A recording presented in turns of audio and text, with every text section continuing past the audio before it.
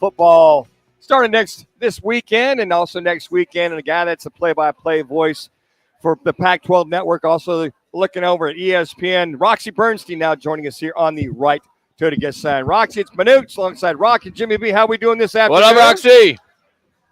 We're hanging, boys. How you doing? Doing good. Are you ready for some football?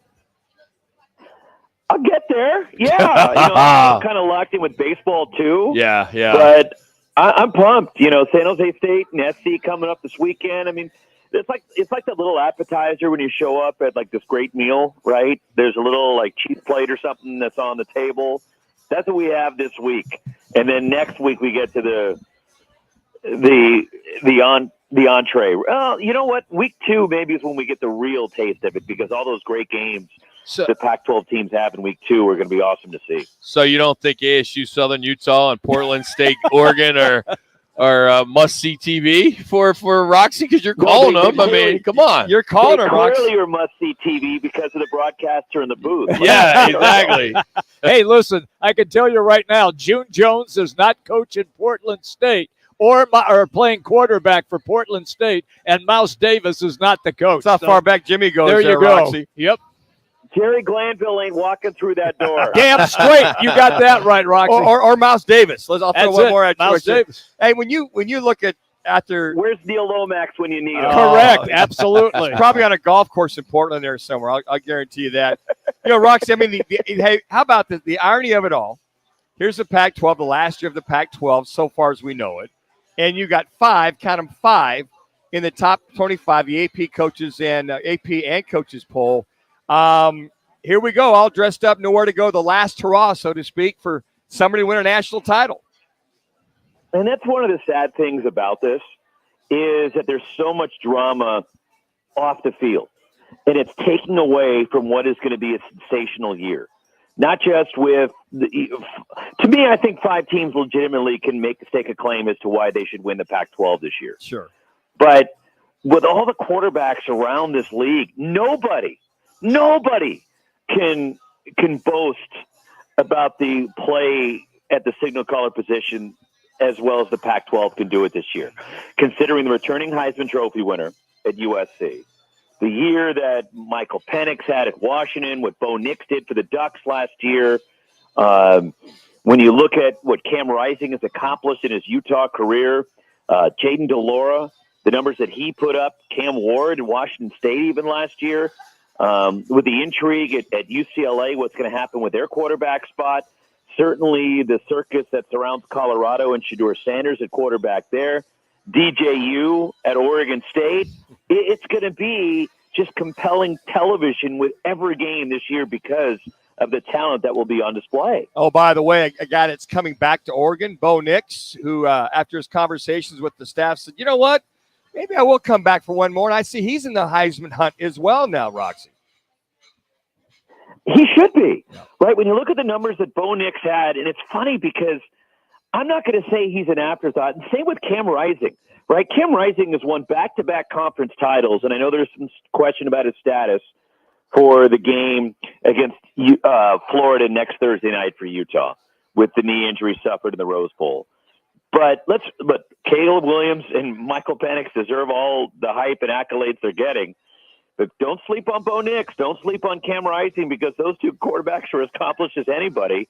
But that's what happens when you have the phenomenal campaigns that Penix and Williams had a year ago. Hey, Roxy, but here comes the new kid on the block, Jaden Rashada for the ASU Sun Devils. This kid could be special. He works out the kinks, so to speak. But you're going to be surprised if you watch him tape or pregame warm-ups. The kid's got a big arm. He's got some moxie. The only problem will be the growing pains with this young man for Dillingham and his staff. And it's going to happen, right? When you start a true freshman at quarterback, and I'm not saying he can ease into it, but let's face it, Southern Utah is not going to present the same challenge he'll get in week 2 against Oklahoma State.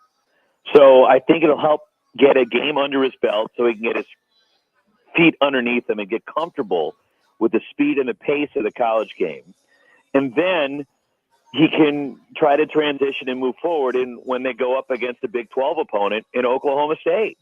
But he came in with the accolades, the talent. It's clear it's there. And he's won the competition, and this couldn't have been an easy competition considering I know Pine has been banged up, but Trenton Bourget has done some good things at quarterback. Conover had taken some snaps at BYU, so it's not like he didn't have any experience.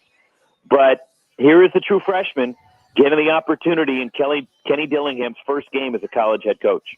Roxy Bernstein is our guest on the Right Toyota guest line. Roxy, I know everybody's talking about USC and Utah and Washington and Oregon, but I keep thinking that the Oregon State Beavers are almost as good as those teams that I just referenced. Where are you on Oregon State? I'm thinking Oregon State is in that top 5. Okay. That you can make the case for them why they should be considered one of the teams that will head to Las Vegas in the Pac-12 championship game. A lot hinges on the quarterback playing with DJ Uiagalelei coming in from Clemson, and I think a change of scenery will do him some good. And even as much, I don't want to say abuse, but criticism that he took, the numbers he put up were still pretty good last year, right? Yes. Over 2,500 yards passing, threw for 22 touchdowns, was 4th in the ACC in passing touchdowns. And it was one of the worst kept secrets in college football that he was going to be the quarterback at Oregon State. But what will be a big help for him, 4 of their 5 starters are back on the offensive line. Damian Martinez is one of the dominant running backs in the country. So they're set up on offense to have the surrounding cast help them. And then you're on the defensive side, they had the top-ranked defense in the Pac-12 last year. So why shouldn't Oregon State be in that conversation as far as being in Las Vegas in the Pac-12 tournament, or Pac-12 championship game? And they won't play USC this year, which I think is a help as far as the schedule goes. And also, Roxy, look what John Smith, the recruiting he's done. He's finally got his guys. He's got a foothold. Those guys understand what he wants and what he doesn't want. He weeded out a few guys. As you mentioned, he's picked up a few guys in the portal, which has helped him. 3 minutes. I think overall, that program almost likened to his coach that he had there when Dennis Erickson was his head coach and he was the quarterback. Well, this is a team that last year accomplished a ton as far as I'm concerned. 10 wins. They routed Florida in the Vegas Bowl. And it was the first 10-win season for Oregon State in over 15 years. And the way he has gradually built this thing up and put his stamp and his imprint on this program. And he has gone about building this the right way. And look, he's not going to win these flashy recruiting battles. That's just not what Oregon State is about. He's about finding the right kids that fit their system and finding the kids that fit into their program. And I think that's something that Jonathan Smith really values, and he's able to enhance it in his program. He gets guys that fit Oregon State in Corvallis, and he gets the buy-in. 2 minutes. Critical. Roxy, we always enjoy your time. Football is here. Can't wait to talk to you on a regular basis. Thanks for the time as always. Really appreciate it.